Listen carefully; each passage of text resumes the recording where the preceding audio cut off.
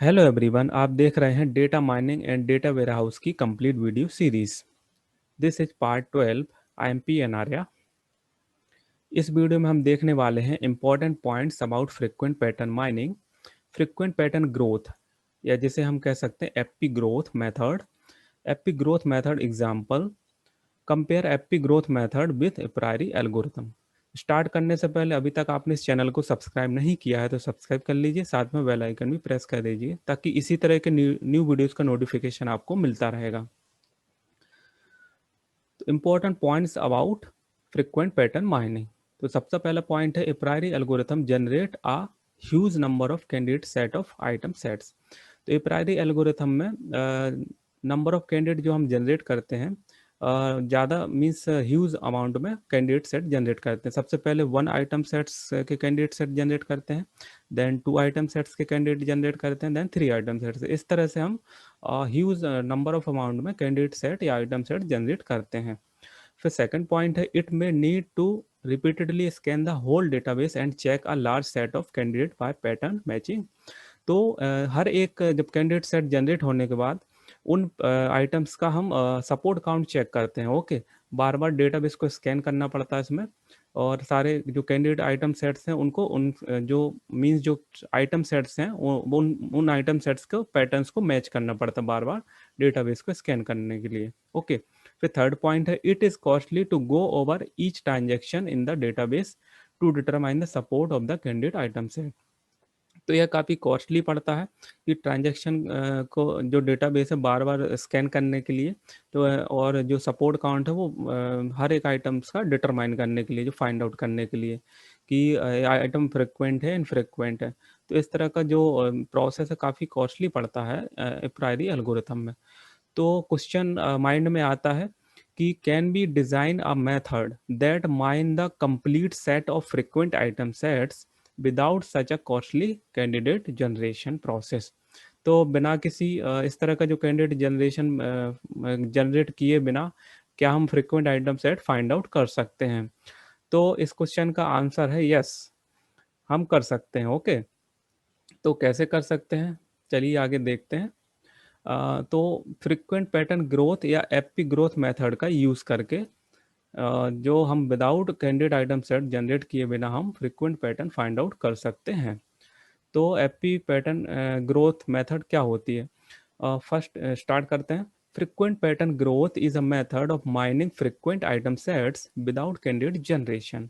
तो frequent pattern growth method एक method होती है जिसमें हम बिना frequent item set means generate किए हम frequent item set find out कर सकते हैं विदाउट कैंडिडेट आइटम जनरेट किए बिना। ओके, सेकंड है FP growth method use a divide conquer strategy which construct a highly compact data structure representing frequent items into a frequent pattern tree or FP tree which retain the item set associated information। तो FP growth में हम एक divide and conquer strategy का follow करते हैं। इसमें सबसे पहले हम एक एपी ट्री जनरेट करते हैं जिसे हम फ्रिक्वेंट पैटर्न ट्री कहते हैं, और उस ट्री में जो हर एक नोड में जो डेटाबेस टेबल होती है और उस डेटाबेस से रिलेटेड ट्री हर एक नोड में या जो ट्री होता है कंप्लीट जो एपी ट्री, तो उस डेटाबेस टेबल से इंफॉर्मेशन आपस में एसोसिएट रहती है। Okay, it then divide the compress database into a set of conditional database. फिर जो सेकंड स्टेप होता है एपी ट्री जनरेट करने के बाद फिर कुछ हम कंडीशनल डेटाबेस जनरेट करते हैं, जैसे condition database like a special kind of projected database and each associated with one frequent items or pattern fragment and mine each database separately। उसके बाद हम कुछ frequent pattern जनरेट करते हैं। ओके, तो इस तरह से एपी जो ग्रोथ मेथड है वर्क करती है। तो एपी ग्रोथ मेथड का एक एग्जांपल है the transaction database D and 9 transaction in this database, this is D. Okay, तो ये डेटाबेस है जिसे हम एक डी से रिप्रेजेंट कर रहे हैं, D and equal to 9। Okay, तो इसमें 9 ट्रांजेक्शन है एक डेटाबेस में। The AP growth method to find out all frequent item set in D. तो इस डेटाबेस का यूज करके एपी ग्रोथ मेथड का यूज करके ओके हमें ये फ्रिक्वेंट पैटर्न्स फाइंड आउट करने हैं। तो ये जो डायग्राम है ओके, तो ये कंप्लीट डायग्राम है जो हमारा एपी ट्री, ओके, जो एपी ट्री जनरेट हो चुका है, ओके। तो ये डेटाबेस जो टेबल से सपोर्ट काउंट यहाँ पर है, और एपी ट्री में जितने भी नोड्स हैं, हर एक ट्री नोड लिंक से यहाँ पर एसोसिएट है, ओके। तो हर एक नोड यहाँ पर जैसे आई टू आइटम है यहाँ पर इंडिकेट कर रहा है हर एक आइटम्स को। तो इस तरह से, तो इस टाइप का ट्री हमें एपी मेथड का यूज करके बनाना है। तो कैसे बनेगा, आगे देखते स्टेप बाय स्टेप। तो सबसे पहले जो हमारा डेटाबेस है, ओके, तो इस डेटाबेस का यूज करके one item set one item sets के आइटम सेट्स यहाँ जनरेट करेंगे, और देन हर एक आइटम सेट्स का यहाँ पर सपोर्ट काउंट नोट करेंगे, ओके। तो इस डेटाबेस की हेल्प से हम सपोर्ट काउंट नोट करेंगे। तो जितने भी आइटम्स इस डेटाबेस में यूज हुए हैं, तो I1 से लेके I5 तक, तो यहाँ हमने सिक्वेंशियली या उसको एक ऑर्डर में हमने नोट कर लिए हैं। देन हर एक आइटम्स का सपोर्ट काउंट यहाँ पर नोट किया है, ओके। तो कैसे नोट किया, जैसे यहाँ देखेंगे कि इस डेटाबेस में I1 कितनी बार अकर हुआ पूरे डेटाबेस में। तो 1 2 3 4 5 6 टाइम, तो यहाँ पर सपोर्ट काउंट I1 का सपोर्ट काउंट 6 यहाँ पर नोट कर लिया। देन इसी तरह से हम I2 का नोट करेंगे, I2 कितनी बार पूरे डेटाबेस में अकर हुआ। I2 1 2 3 4 5 6 7, 7 time, 7 time. तो इसी तरह से I3 I4 I5 का भी सपोर्ट काउंट यहाँ पर नोट कर लिया। इसके बाद जो नेक्स्ट टेबल यहाँ पर जनरेट की गई, तो यहाँ पर एक न्यू पैटर्न हमने टेबल में जनरेट किया, मीन्स बना लिया कि जो सपोर्ट काउंट है, तो सपोर्ट काउंट जिस आइटम का मैक्सिमम आया है उसको हमने पहले लिख लिया, और देन उसके मीन्स डिसेंडिंग ऑर्डर में यहाँ पर हमने सपोर्ट काउंट नोट कर लिया, ओके। तो 7 सबसे जो मैक्सिमम सपोर्ट काउंट था वो I2 का था, तो I2 का 7, then I1 6, then I3, then I4, then I5। तो ये एक तरह से पैटर्न बन गया। तो I2 I1 I3 I4 I5 का एक न्यू पैटर्न हमने यहाँ पे जनरेट कर लिया है, ओके। तो we have to find out new pattern such as I2 I1 I3 I5 I4 I5। तो we will create a new table using this pattern. तो ये हमारे जो मेन जो डेटाबेस टेबल थी, तो इस डेटाबेस के जो भी आइटम्स हैं हर एक ट्रांजैक्शन के, वो इस पैटर्न के अकॉर्डिंग हम इस पैटर्न का यूज करके यहाँ पर अरेंज कर लेंगे, ओके। तो जैसे जो ट्रांजैक्शन 100 का जो आइटम्स यहाँ पर जो मेन डेटाबेस में दिए हुए हैं, वो I1 I2 I5, तो इस पैटर्न का यूज करके यहाँ पर हम उसको अरेंज करेंगे। तो यहाँ पर जैसे इस पैटर्न का यूज करके यहाँ पर I2 यूज हुआ है, तो I2 यहाँ पर इस पैटर्न का यूज करके I2 पहले नोट करेंगे, लिखेंगे, then I1, okay, I1 then I5। तो इसी पैटर्न में हम यहाँ पर फॉलो किए, मीन्स फॉलो करेंगे। सेकंड जो आइटम्स हैं I2 एंड I4, तो I2 I4 क्योंकि ऑर्डर के अकॉर्डिंग है, तो यहाँ पर कोई चेंजेस नहीं किया है। Then I2 I3 I2 I3 I2 and I3 order के अकॉर्डिंग है, जो पैटर्न है उसके अकॉर्डिंग है, तो यहाँ पर भी कोई चेंजेस नहीं किया। देन नेक्स्ट है I2 I1 I2 I4। तो I2 पहले हम यहाँ पर लिखेंगे, then I1 then I4, I2 I1 then I4। फिर नेक्स्ट है I1 I3, तो I1 I3 ऑर्डर के अकॉर्डिंग है, यहाँ पर कोई चेंजेस नहीं होगा। I2 I3 I2 I3 ये भी ऑर्डर के अकॉर्डिंग है। Then I1 I3 I1 I3 ये भी पैटर्न के अकॉर्डिंग ही है। फिर देन है 800 T800 I1 I2 I3 I5। तो यहाँ पर I2 पहले लिखेंगे, then I2 then I1 I3 I5 pattern के अकॉर्डिंग। फिर लास्ट में है I1 I2 एंड I3, तो I2 पहले लिखेंगे, I2 देन I1 I3। तो ये हमने एक न्यू कॉलम ऐड किया ऑर्डर आइटम, और उसको न्यू पैटर्न के अकॉर्डिंग सारे आइटम्स को अरेंज कर लिया। अब हम इस टेबल का यूज़ करके, मीन्स ये जो ऑर्डर्स आइटम है, तो इन हर एक ट्रांजैक्शन के ऑर्डर्स आइटम्स को यूज़ करके एपी ट्री जनरेट करेंगे, ओके। तो सबसे पहले पहला जो हमारा ट्रांजैक्शन है यहाँ पर I2 I1 I5, तो I2 I1 I5 का यूज़ करके एक एपी ट्री जनरेट किया, ओके। तो सबसे पहले जो नोड है वो उसको नल से रिप्रेजेंट करेंगे। देन जो पहला ट्रांजैक्शन है T100 का, ओके, T100 का जो पहला ट्रांजैक्शन है I2 I1 I5, तो यहाँ पर हमने लिख लिया I2 I1 I5। तो पहला नोड हमने यहाँ पर जनरेट किया I2 का सपोर्ट अकाउंट कितना है स्टार्टिंग में 1 लिख लिया। देन I2 के बाद आएगा I1, तो I2 के बाद यहाँ पर दूसरा नोड हमने बना लिया है I1। I1 का सपोर्ट काउंट लिख लिया 1। देन नेक्स्ट I1 से एसोसिएट जो नोड है नेक्स्ट I5, तो I5 यहाँ पर एक न्यू नोड यहाँ जनरेट कर लिया I5 और इसका सपोर्ट काउंट 1 नोड कर लिया। तो इस तरह से एक ट्रांजेक्शन का हमने ट्री जनरेट कर लिया। ओके, नेक्स्ट ट्रांजेक्शन के लिए I2 I4 के लिए इस ट्री को हम आगे ग्रो करेंगे। ओके, तो सेकंड जो ट्रांजेक्शन है I200, तो इसका जो आइटम्स हैं वो I2 and I4, I2 and I4 के लिए हम ट्री जनरेट करेंगे। तो I2 जो ऑलरेडी ट्री में अवेलेबल है नोड, तो इसका I2 जब हम यहाँ पर मीन्स उसको ट्रवर्स करेंगे तो आई टू ऑलरेडी, तो इसका मीन्स जो सपोर्ट है वो इंक्रीज हो जाएगा 1 से, तो 1 से इंक्रीमेंट हो जाएगा क्योंकि लास्ट टाइम I2 का जो सपोर्ट था 1 था, तो 1 से इंक्रीमेंट हो जाएगा तो I2 का 2 हो जाएगा। देन I4, अब यहाँ पर I1 था, तो I1 यहाँ पर नोड था, तो यहाँ पर I4 के लिए ट्री जनरेट करना, ओके नोड, तो यहाँ पर हम I4 के लिए एक नोड जनरेट करेंगे, तो I4 इसका सपोर्ट काउंट 1। तो ये 2 ट्रांजेक्शन के लिए यहाँ पर हमने कंप्लीट कर लिया। ओके, अब थर्ड ट्रांजेक्शन के लिए ट्री जनरेट करेंगे I2 एंड I3 के लिए। तो I2 I3 के लिए यहाँ पर, तो I2 ऑलरेडी यहाँ पर जो सपोर्ट काउंट था वो 2 था, तो यहाँ पर 1 से इंक्रीमेंट हो जाएगा तो I3 हो जाएगा। Okay, I2 and I3।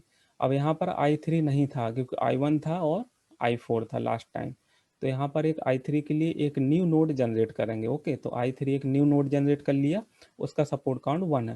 तो इस तरह से जो रेड एरो से जो ट्रांजेक्शन हो रहा और जो मीन्स जो ट्री यहाँ पर जनरेट हो रहा। ओके, तो रेड एरो से आप इसको आसानी से समझ सकते हैं। फिर नेक्स्ट है जो T400 के लिए, T400 के लिए यहाँ पर I2 I4 I1 I4। Okay, तो यहाँ पर I2, तो I2 का यहाँ पर सपोर्ट काउंट 3 था लास्ट टाइम, तो यहाँ 1 से इंक्रीमेंट हो जाएगा तो I2 का 4 हो जाएगा। देन I1, तो I1, अब यहाँ पर I1 प्रेजेंट है, तो I1 का सपोर्ट काउंट इंक्रीमेंट हो जाएगा 1 से, तो I1 2 हो जाएगा। ओके, देन यहाँ पर 4, अब I4 यहाँ पर I5 है। ओके, तो देन 4 नहीं है, तो फिर 4 के लिए I1 से यहाँ पर एक न्यू नोड जनरेट करेंगे। ओके, क्योंकि ये सीरियल में ही जनरेट होंगे, I1 के बाद I4, तो I4 यहाँ पे जनरेट कर लिया और इसका सपोर्ट काउंट 1 यहाँ पर नोट कर लिया। तो T400 तक यहाँ पर FP ट्री कंप्लीट हो गया। देन T500 के लिए I1 एंड I3 दो यहाँ पे आइटम्स हैं। तो यहाँ पर देखेंगे कि I2 जो नल के बाद सीधा डायरेक्ट I2 स्टार्ट हो रहा था। ओके, अब यहाँ पर कोई I1 नहीं है, तो I1 नोड जनरेट करना पड़ेगा, तो I नोड फिर यहाँ पर हमने जनरेट किया I1 और इसका सपोर्ट काउंट 1 नोट कर लिया। देन I1 के बाद I3, तो I3 एक नोड जनरेट किया और उसका सपोर्ट काउंट 1 यहाँ पर नोट किया। देन T600 के लिए ट्री जनरेट करेंगे I2 एंड I3 आइटम्स के लिए।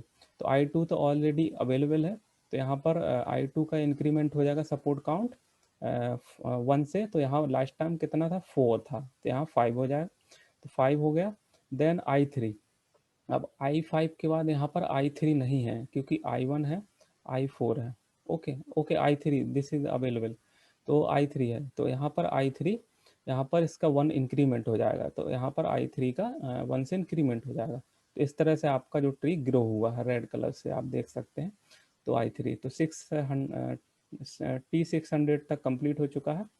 फिर नेक्स्ट है T700 ट्रांजेक्शन के लिए I1 एंड I3। तो I1 एंड I3 यहाँ पर राइट साइड में जो सब ट्री है यहाँ पर ग्रो होगा। तो I1 का यहाँ 1 से इंक्रीमेंट हो गया और I3 देन 1 से इंक्रीमेंट, इस तरह से यहाँ पर ट्री ग्रो हुआ। ओके, फिर नेक्स्ट है T800 के लिए, तो T800 में आइटम्स हैं I2 I1 I3 I5। तो I2 यहाँ पर ऑलरेडी अवेलेबल है, तो I2 का यहाँ पर इंक्रीमेंट हो जाएगा सपोर्ट काउंट 1 से, लास्ट टाइम 5 था, यहाँ 6 हो जाएगा। देन I1, तो I2 के बाद यहाँ पर 1 चलेंगे, तो इसका सपोर्ट काउंट 2 से 3, 1 से इंक्रीमेंट हो जाएगा तो 3 हो जाएगा। देन यहाँ पर अब I3 के बाद मीन्स I1 के बाद I3 यहाँ पर नहीं है क्योंकि I5 नोड है और I4 नोड है, तो यहाँ पर एक न्यू नोड यहाँ पर जनरेट करेंगे। ओके, तो न्यू नोड यहाँ पर जनरेट कर लिया I3, इसका सपोर्ट काउंट 1 यहाँ पर लिख लिया। ओके, देन I3 के बाद I3 के बाद I5 यहाँ पर नहीं है, तो फिर से हम न्यू नोड जनरेट करेंगे तो I5 और इसका सपोर्ट काउंट 1 नोड कर लिया। तो T800 तक कंप्लीट हो चुका है। देन लास्ट ट्रांजेक्शन है T900। I2 I1 I3। तो I2 I1 I3, यहाँ पर I2 तो ऑलरेडी अवेलेबल है, तो I2 का जो सपोर्ट काउंट है लास्ट टाइम 6 था, तो यहाँ 7 हो जाएगा। देन I1 का 3 था तो 4 हो जाएगा।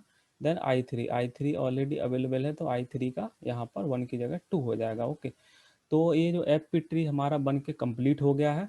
और आपने देखा होगा कि स्टार्टिंग से 1 ट्रांजेक्शन से एफ ट्री किस तरह से ग्रो हुआ है। ओके, अब इस एफ ट्री को मीन्स चेक करेंगे कि एफ ट्री सही है, वैलिड है, या मीन्स सही बना या गलत बना है, वैलिड है।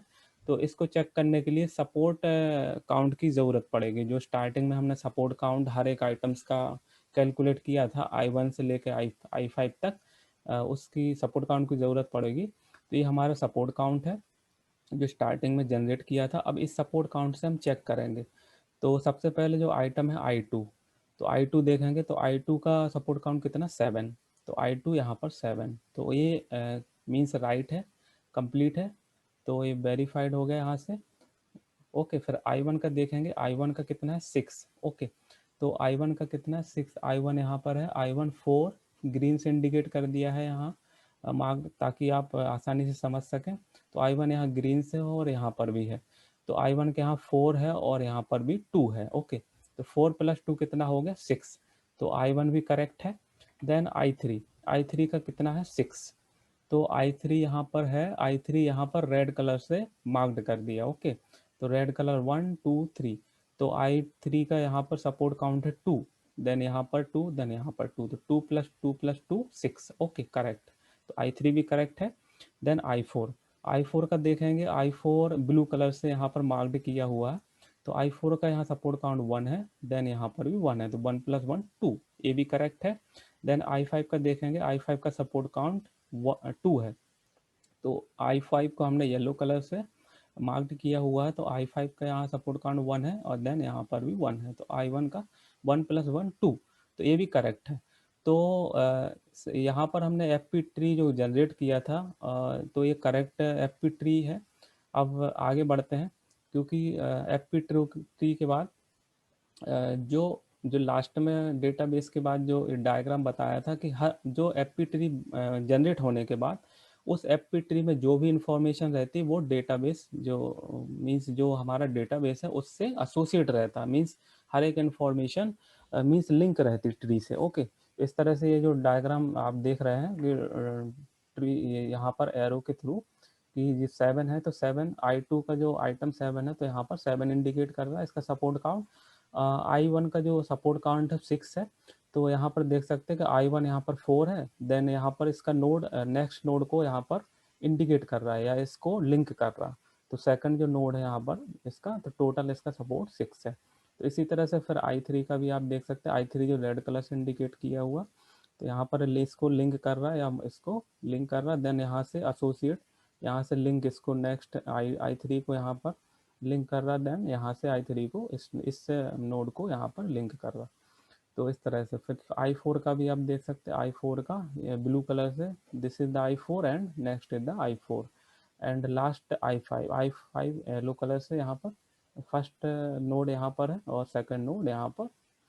तो ये आपको एफपी ट्री क्लियरली समझ में आ गया होगा किस तरह से डेटाबेस से एसोसिएट है, रिलेट है, कनेक्टेड है। ओके, अब इस एफपी ट्री का यूज़ करके जो ये हमारा कंप्लीट जो फर्स्ट स्टेप हमारा कंप्लीट हो गया कि फर्स्ट स्टेप में एफपी ट्री जनरेट करना। ओके, तो फर्स्ट स्टेप में एफपी ट्री कंप्लीट जनरेट हो गया।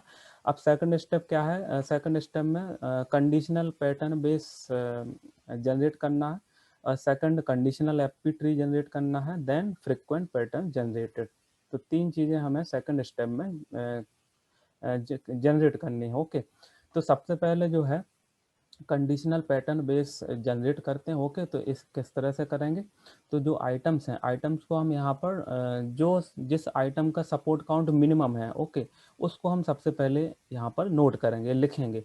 तो I5 का यहाँ सबसे कम था, तो I5 लिख लिया, then I4, then I3, then I1। Okay, तो यहाँ पर हमने उसको मिनिमम जो था उसको पहले यूज़ किया, देन उससे मैक्स, देन उससे मैक्स। ओके, तो ये आपको आइटम्स क्लियरली समझ में आ गए। अब कंडीशनल पैटर्न क्रिएट करते हैं। तो सबसे पहले यहाँ पर देखेंगे I5, तो I5 इस ट्री में देखेंगे I5 कहाँ पर है, I5 एक यहाँ पर है और एक यहाँ पर। तो I5 तक पहुँचने के लिए रूट से I5 तक पहुँचने के लिए किस किस नोड से गुजरना पड़ता है, किस किस नोड से हम पास होंगे।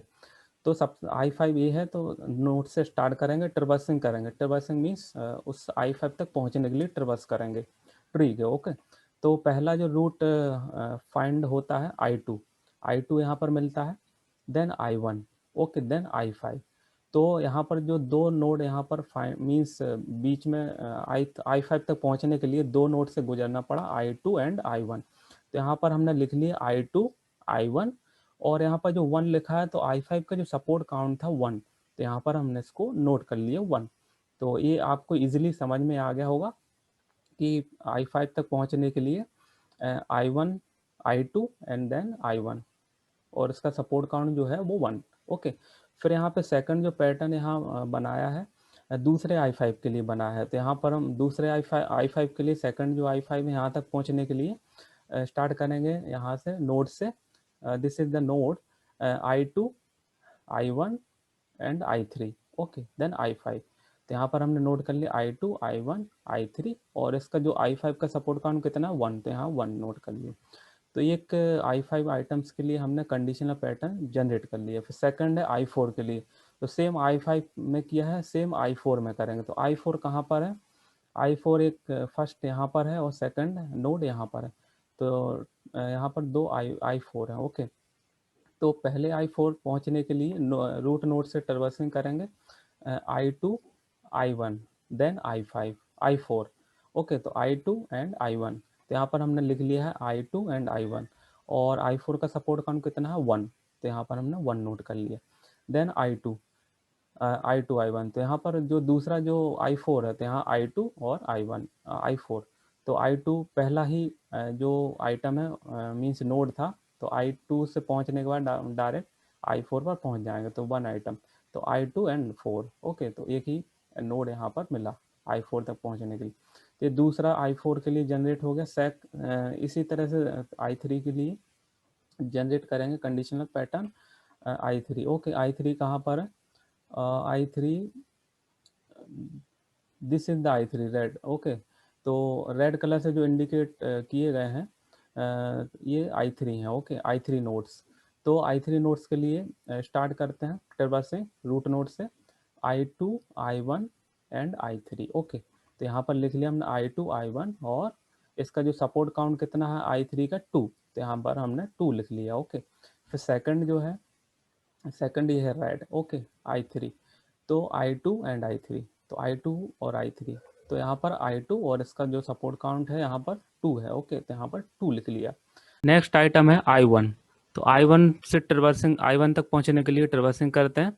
तो I1 ए है, ग्रीन कलर से इंडिकेट है, ग्रीन नोड है, एक ग्रीन नोड ए है और एक दो, मतलब दो ग्रीन नोड है। ओके, तो नल से स्टार्ट करते हैं। तो I1 तक पहुंचने के लिए I2 एक बीच में नोड है। ओके, तो I2, तो यहाँ पर हम लिखेंगे I2। ओके, देन I1, तो I1 का सपोर्ट काउंट कितना है 4, तो यहाँ पर 4 लिख लिया।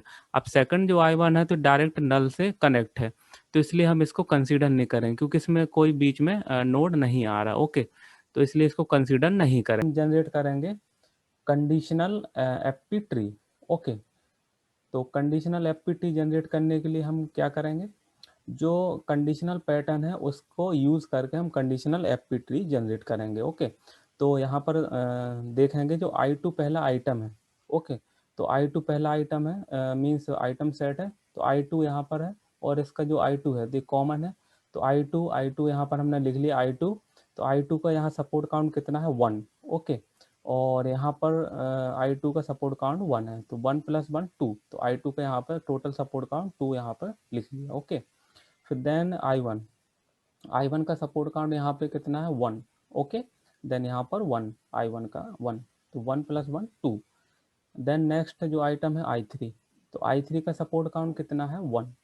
तो I3 का सपोर्ट काउंट जो है 1 है, तो जो मिनिमम सपोर्ट काउंट कितना है, मिनिमम सपोर्ट काउंट 2। तो I3 का मिनिमम सपोर्ट काउंट 2 को सेटिस्फाई नहीं कर रहा, मीन्स I3 का जो मिनिमम सपोर्ट से कम है, इसलिए हम I3 को कंसीडर नहीं करेंगे, क्योंकि I3 आइटम मिनिमम सपोर्ट को सेटिस्फाई नहीं करता है, तो इसलिए इसको I3 को कंसीडर नहीं करेंगे। फिर सेकंड के लिए कंडीशनल पैटर्न का यूज़ करके कंडीशन एफपी ट्री जनरेट करेंगे। तो यहाँ पर I2 एंड यहाँ पर भी I2 है, तो कॉमन I2 I2, तो I2 1 यहाँ पर सपोर्ट काउंट है 1, और यहाँ पर 1, तो यहाँ पर 2 यहाँ पर लिख लिया टोटल। नाउ नेक्स्ट है I1, तो I1 आइटम का यहाँ पर सपोर्ट काउंट 1 है, ओके। तो यहाँ पर भी ये भी मिनिमम सपोर्ट काउंट को सेटिस्फाई नहीं कर रहा, तो इसलिए I1 को भी हम कंसीडर नहीं करेंगे। तो यहाँ पर कंडीशनल एफपी ट्री में I1 को कंसीडर नहीं करेंगे, ओके। फिर नेक्स्ट है I2, okay. I2 I2, okay. तो I2 का यहाँ पर कितना है 2, ओके, और I2 का यहाँ पर कितना है 2, ओके, सपोर्ट काउंट। तो 2 + 2 यहाँ पर I2 का 4, ओके, 4 लिख लिया। देन I1 का यहाँ पर कितना है सपोर्ट काउंट 2, I2 का सपोर्ट काउंट 2, और I1 का सपोर्ट काउंट 2 एंड I1 का सपोर्ट काउंट 2। तो यहाँ पर जो I1 का सपोर्ट काउंट है, यहाँ पर हमने इस I1 का सेपरेटली यहाँ पर लिख लिया, मीन्स अभी इसको मर्ज नहीं किया, क्योंकि जो I1 का ये सपोर्ट काउंट था, जो यहाँ पर भी I1 था और यहाँ पर भी, ओके। तो यहाँ पर जो सपोर्ट काउंट था I1 का, तो इसको क्योंकि ये सब ट्री लेफ्ट साइड में सब ट्री है, यहाँ से मीन्स इस I1 की जो वैल्यू है ये लेफ्ट सब ट्री से सपोर्ट काउंट यहाँ पर रिसीव किया था, और जो सेकंड जो I2 था वो राइट साइड से उसका सपोर्ट काउंट यहाँ पर नोट किया था। तो इसलिए अभी हम यहाँ पर उसको सेपरेटली यहाँ पर लिखेंगे, ओके। तो इसलिए I1 को यहाँ पर मीन्स 2 यहाँ लिख लिया, देन I1 का यहाँ पर 2 लिख लिया, ओके, सेपरेटली यहाँ पर लिखेंगे। देन नेक्स्ट है I2, तो I2 का जो 4 है, तो I2 का यहाँ पर 4 यहाँ नोट कर लिए। Next frequent pattern generated, okay. तो नेक्स्ट हम फ्रिक्वेंट पैटर्न जनरेट करेंगे कंडीशनल एफपी ट्री का यूज़ करके। तो कंडीशनल एफपी ट्री का यूज़ करके, और जो हमारे आइटम्स हैं तो आपस में उनको मर्ज करेंगे, ओके। तो कंडीशनल पैटर्न और आइटम्स को आपस में ज्वाइन करेंगे या मर्ज करेंगे। तो देखते हैं यहाँ पर जो पहला आइटम है I2, ओके। तो I2 and I5, I2 join I5, तो यहाँ पर I2 ज्वाइन I5, और I2 का सपोर्ट कितना है 2, तो यहाँ पर हमने 2 नोट कर लिया। तो ये हमारा पहला 2 आइटम सेट का एक फ्रिक्वेंट आइटम सेट बन गया। फिर सेकंड हम बनाएंगे I1 एंड I5, तो I1 और I5, तो I1 I5 और इसका सपोर्ट काउंट कितना है 2, तो यहाँ पर 2 लिख लिया। देन नेक्स्ट हम पैटर्न जनरेट करेंगे I2 I1 एंड I5, तो I1 I2 I2 I1 and I5, और इसका जो कॉमन जो सपोर्ट काउंट है 2, ओके, तो यहाँ पर 2 लिख लिया। फिर नेक्स्ट जो है आइटम 4, तो 4 के लिए मीन्स जो conditional FP tree 4 item sets के साथ मर्ज करेंगे। तो यहाँ पर सिंपल है I2 I4, उसका सपोर्ट काउंट कितना 2, तो 2 लिख लिया, okay. Second frequent item set generate हो गया। फिर नेक्स्ट है I3 के लिए, तो I2 I3, और इसका सपोर्ट काउंट कितना 4, तो I2 I3 support count 4, okay. फिर नेक्स्ट है I1, और यहाँ पे 2 है। अब यहाँ पर I1 का यहाँ पर 2 था, तो अब हम जो सब फ्रिक्वेंट आइटम सेट जनरेट करेंगे, तो यहाँ पर अब इसका दोनों का सपोर्ट काउंट यहाँ पर मर्ज कर देंगे, मीन्स टोटल सपोर्ट काउंट यहाँ पर लिखेंगे, ओके। क्योंकि यहाँ पर सपोर्ट काउंट सेपरेट लिखने की ज़रूरत नहीं है, ओके। तो I1 एंड I3, तो I1 I3 और इसका टोटल सपोर्ट काउंट कितना है I1 यहाँ पर 2 और 2 + 4, ओके। फिर नेक्स्ट आइटम जनरेट होगा I2 I1 एंड I3, तो I1 I2 I1 and I3, तो इसका कॉमन सपोर्ट काउंट 2 है, ओके, तो 2, ओके। फिर नेक्स्ट है जो I1, तो I1 के लिए I2 एंड I1, उसका टोटल सपोर्ट काउंट 4। तो इस तरह से जो मिनिमम सपोर्ट काउंट मीन्स जो frequent item set FP growth method के थ्रू हमने जनरेट कर लिए हैं, और एफपी ग्रोथ मेथड में हम फ्रिक्वेंट आइटम सेट्स ही जनरेट करते हैं, ओके। इसमें हम कोई इनफ्रिक्वेंट आइटम सेट जनरेट नहीं करते हैं, हम केवल फ्रिक्वेंट आइटम सेट्स को ही जनरेट करते हैं। यहाँ पर 2 आइटम सेट जनरेट हो चुके हैं, आप देख सकते हैं 2 item set and 3 item sets को यहाँ पर जनरेट कर लिया। तो आई थिंक ये आपको conditional pattern base, conditional FP tree and frequent pattern generated, ये पूरा आपको क्लियरली समझ में आ गया होगा। Compare FP growth method with apriori algorithm, तो यहाँ पर कंपेयर करेंगे ए प्रायरी एल्गोरिथम और एफपी ग्रोथ मेथड को। तो in apriori method we have to generate both frequent and non frequent और infrequent item set, but in FP growth method we have to generated only frequent item set. तो यहाँ पर आपको clearly समझ में आ गया होगा कि ए प्रायरी एल्गोरिथम में हम फ्रिक्वेंट और नॉन फ्रिक्वेंट आइटम सेट या जो इनफ्रिक्वेंट थे दोनों आइटम्स को हम जनरेट करते थे। उसके बाद मीन्स उसका one item set, two item set, तो हर एक स्टेज में या जो हर एक लेवल में हम फ्रिक्वेंट और नॉन फ्रिक्वेंट आइटम को जनरेट करते थे। उसके बाद उनको हम कंपेयर करते थे कि फ्रिक्वेंट है इनफ्रिक्वेंट है डेटाबेस टेबल से। जबकि एफपी ग्रोथ टेबल में, एफपी ग्रोथ मेथड में हम केवल फ्रिक्वेंट आइटम सेट्स को ही जनरेट करते हैं। ओके, तो पहला ये कंपैरिजन आपको क्लियरली समझ में आ गया। सेकंड है the AP growth method finding frequent patterns used good selective manner and less searching. तो FP growth method frequent patterns को फाइंड करती है गुड सिलेक्टिव मैनर में और कम से कम सर्चिंग का यूज़ करके। तो कम से कम सर्चिंग का यूज़ करके फ्रिक्वेंट पैटर्न्स का फास्टली फाइंड आउट करती है। Okay, The epic growth method performance is efficient and scalable for mining both long and short frequent pattern। तो एपिक ग्रोथ मेथड का परफॉर्मेंस काफ़ी अच्छा है, मीन्स फास्ट है और एफिशिएंट है। लॉन्ग मीन्स लंबे और शॉर्ट फ्रिक्वेंट आइटम सेट को फाइंड आउट करने के लिए, and it is faster than apriori algorithm. Algorithm से काफ़ी फास्टर है।